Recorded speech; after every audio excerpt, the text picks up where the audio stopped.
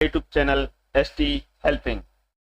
आज हम बात करते हैं मध्य प्रदेश उच्च न्यायालय जबलपुर में जो वैकेंसी निकाली गई है उसके बारे में। चलिए वीडियो शुरू करते हैं।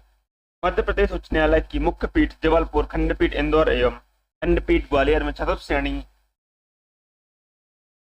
आश्रितकाल निधि के वेतनभोगी कर्मचारी, खंडपीठ इंदौर में लेफ्टमैन, चतुर्थ श्रेणी क्वार्टर एवं मुख्य पीठ जबलपुर में वाहन चालक नियमित असम निधि से वेतनभोगी पर भर्ती 2025 का विज्ञापन जारी कर दिया गया है। यहाँ पे आप देख सकते हैं ऑनलाइन आवेदन है जो 13/5/2025 से 28/5/2025 तक किया जाएगा। यहाँ पे आपके जो फॉर्म में संशोधन है वो 29/5/2025 से 1/6/2025 तक किया जाएगा। साक्षरता का स्थान एवं दिनांक बाद में अधिसूचित की जाएगी। यहाँ पे आपका जो इंटरव्यू होने वाला है उसकी डेट बाद में निश्चित की जाएगी। अभ्यर्थियों से अपेक्षित है कि वे चयन प्रक्रिया में संबंधित आगामी प्रक्रिया की जानकारी प्राप्त करने के अनुक्रम में मध्य प्रदेश उच्च न्यायालय की आधिकारिक वेबसाइट पर समय समय पर अवलोकन करते रहें। यहाँ पे आपको कोई भी नई जानकारी के लिए आपको हाईकोर्ट की वेबसाइट पर देखते रहना है। यहाँ पे आप देख सकते हैं रिक्त पदों की संख्या। यहाँ पे जो रिक्त पदों की संख्या है वो चतुर्थ श्रेणी के कर्मचारियों के रिक्त पदों की संख्या जो रहेगी यहाँ पे देखो मुख्य पीठ जबलपुर में जनरल के लिए 27 वैकेंसी रहेंगी, ओबीसी के लिए 6 रहेंगी, एससी के लिए 6 और जनरल के लिए एसटी के लिए भी 6 रहने वाली हैं। यहाँ पे जो खंडपीठ इंदौर है वहाँ पे जनरल की 7 रहेंगी, ओबीसी की 1 रहेगी, एससी की 2 रहेगी और एसटी की 1 रहेगी। खंडपीठ ग्वालियर में 10 वैकेंसी रहेंगी, जनरल की 1 रहेगी, ओबीसी की 2 रहेंगी, एससी की और 0 रहेंगी एसटी की। वेतनमान का जो वो है आप संबंधित जिले के कलेक्टर द्वारा शासकीय दैनिक वेतनभोगी कर्मचारियों हेतु निर्धारित किया जाएगा। यहाँ पे लेफ्टमैन चतुर्थ श्रेणी के काउंटर के रिक्त पदों की जो संख्या है वो यहाँ पे आप देख सकते हैं खंडपीठ इंदौर में रहेगी 1 रहेगी, ओबीसी के लिए 0 रहेगी, एससी एसटी सबके लिए यहाँ पे 0 रहने वाली है। यहाँ पे वेतन रहेगा जो वो लगभग 5,200 से 20,200 ग्रेड पे 1900 रहेगा। यहाँ पे आपको लगभग 21,100 के लगभग आपको यहाँ पेमेंट मिलने वाला है। वहीं पे वाहन चालक की जो देख सकते हैं तो वो आपको जनरल में जो 5 वैकेंसी रहेंगी वो रहेंगी, ओबीसी की 1 रहेगी, एससी की 1 रहेगी और एसटी की 1 रहेगी। यहाँ पे जो वाहन चालक की हैं वो यहाँ पे टोटल इंदौर में 8 सीटें रहने वाली हैं। यहाँ पे जो वेतन मिलने वाला है वो आपको लगभग 21,100 रुपये के लगभग मिलने वाला है। यहाँ पे आप देख सकते हैं पदनाम तथा शैक्षणिक एवं तकनीकी अर्हताएं तथा आयु सीमा। यहाँ पे आपको पदनाम में शैक्षणिक योग्यता और आयु सीमा कितनी रहने वाली है। तो यहाँ पे 10वीं 12वीं पास होना अनिवार्य है। साथ ही साथ वाहन चालक के लिए वाहन चलाने का लाइसेंस भी होना चाहिए और सभी प्रकार के वाहन चलाना भी आना चाहिए।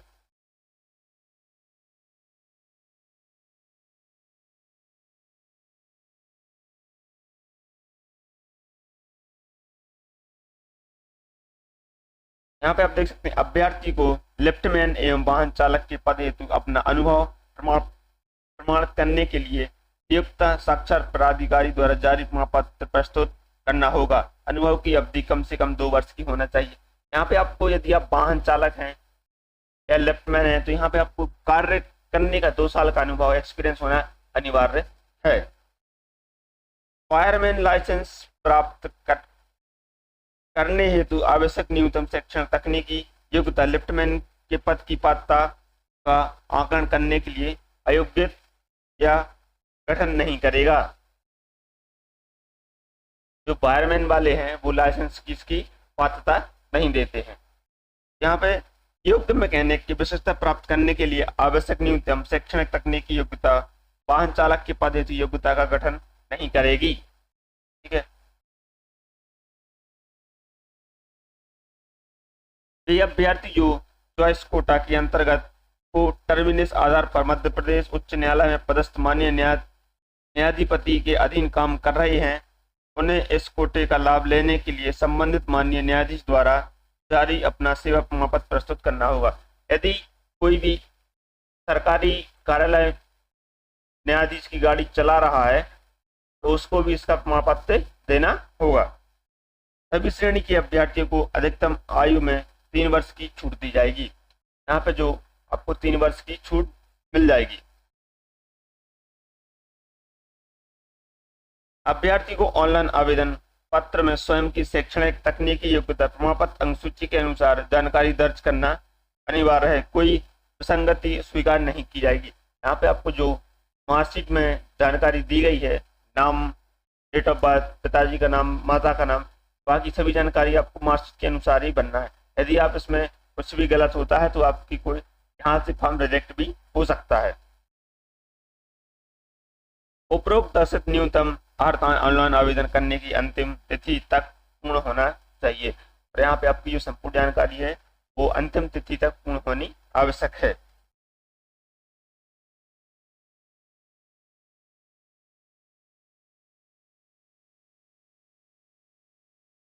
यहाँ पे आप देख सकते हैं मध्य प्रदेश राज्य के बाहर के सभी आवेदन पात्र में अपनी श्रेणी आरक्षित मानेंगे।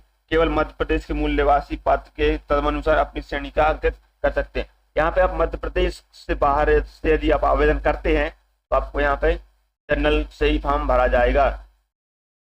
आरक्षण का कोटा है वो सिर्फ आपको मध्य प्रदेश वालों को मिलने वाला है। यहाँ पे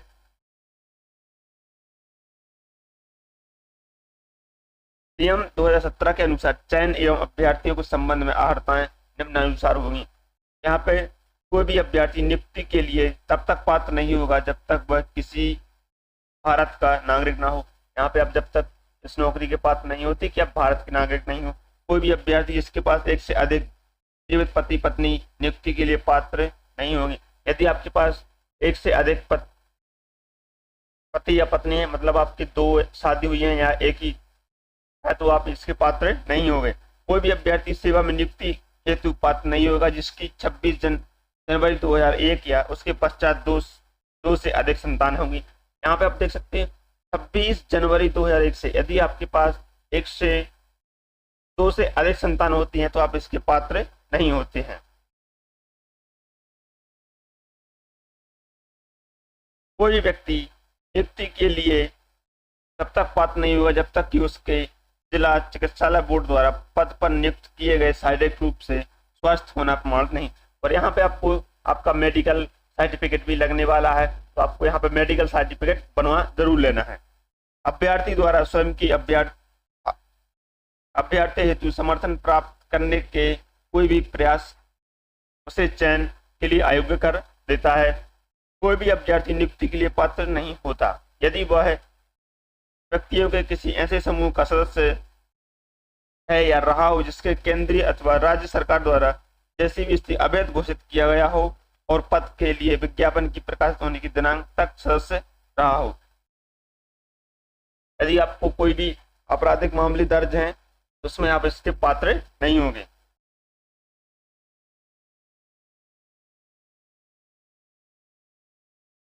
अन्य आवश्यक अहर्ताएं जो होगी यहाँ पे आप देख सकते हैं। आरक्षित श्रेणी के अभ्यर्थियों को मध्य प्रदेश का मूल निवासी होना तथा समक्ष प्राधिकारी द्वारा स्थायी जाति प्रमाण पत्र प्रस्तुत करना होगा। यहाँ पे आपको जाति प्रमाण पत्र ही प्रस्तुत करना होगा। केंद्र या राज्य शासकीय आहर्त कार्यालय संस्था में कार्यरत कर्मचारियों को नियुक्ति करता प्राधिकारी एवं अनापत्ति प्रमाण पत्र संकलन प्रस्तुत करना होगा। यदि आप किसी भी कार्यालय में नौकरी करते हैं तो आपको वहां पे अनापत्ति प्रमाण पत्र जो है प्रस्तुत करना होगा। अभ्यर्थियों को किसी भी स्थापना में किसी पद हेतु नियुक्ति के लिए पात्र नहीं होगा यदि वह विरुद्ध कोई विभागीय जांच चल रही है। यदि आपके पास कोई आप किसी विभाग में कार्यरत हैं या किसी विभाग में आपकी नियुक्ति को दिए गए पात्र नहीं होंगे। यदि आपके विरुद्ध कोई भी विभागीय कार्यवाही यदि चल रही है तो आप उसके पात्र नहीं होंगे। मध्य प्रदेश से सिविल सेवा नियम 1961 प्रावधान में एवं समय पर जारी संशोधन के अंतर्गत अहर्ताएं के लिए लागू होती हैं। यदि इसमें कोई बदलाव होता है वो आपका भी लागू होने वाला है। साक्षरता में अभ्यर्थी को भाग लिया जाना पूर्णतः प्रबाधित है। अभ्यर्थी को साक्षरता के समय ऑनलाइन आवेदन पत्र के साथ अपलोड किए गए स्वयं की शैक्षणिक एवं तकनीकी योग्यता संबंधी मूल दस्तावेज एवं फोटो परिचय पत्र भी लाना अनिवार्य है। जब भी आपका यहाँ पे इंटरव्यू होने वाला है, आप जो भी जानकारी ऑनलाइन भरेंगे, उसकी जो भी आपको जानकारी ऑनलाइन भरेंगे, जो भी दस्तावेज आपको लगाने हैं, वो सभी आपको साक्षरता के दिन आपको लेके उपस्थित होना है। यहाँ पे चयन प्रक्रिया को संशोधन या निरस्त करने का पूर्ण अधिकार माननीय मुख्य न्यायाधिपति मध्य प्रदेश द्वारा रहेगा। यहाँ पे जो भर्ती है उसको पूर्णतः निरस्त भी किया जा सकता है या संशोधन किया जाता है, वो माननीय न्यायालय के ऊपर ही निर्भर करता है। यदि कोई उम्मीदवार विज्ञापन की शर्तें पूरी न करते हुए भी आवेदन प्रेषित करता है या उसका आवेदन पर त्रुटि पाया जाता है, तो संज्ञान में आने पर किसी भी स्तर का उसकी अभ्यर्थी निरस्त कर दिया जाएगा। यदि इसमें जो भी जानकारी मांग गई है उसके अलावा यदि आपके पास जानकारी उपलब्ध नहीं होती है तो आपका आवेदन निरस्त किया जा सकता है।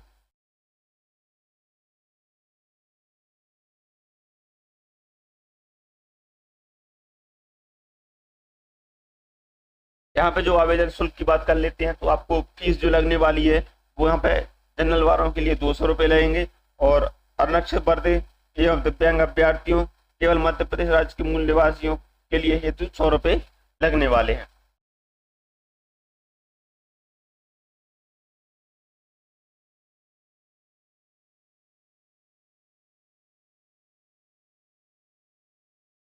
यहाँ पे ऑनलाइन आवेदन जो भरने वाले हैं, आवेदन पत्र मध्य प्रदेश उच्च न्यायालय की वेबसाइट पर MPPSC पर ऑनलाइन आवेदन रहेगा। अभ्यर्थी को वेबसाइट पर जाकर रिकमेंडेशन पर क्लिक करेंगे, जैसे आपको यहाँ पे आपको आवेदन भरने को मिल जाएगा। यदि वीडियो अच्छा लगा हो तो चैनल को लाइक करें, सब्सक्राइब करें और ज़्यादा से ज़्यादा शेयर करें।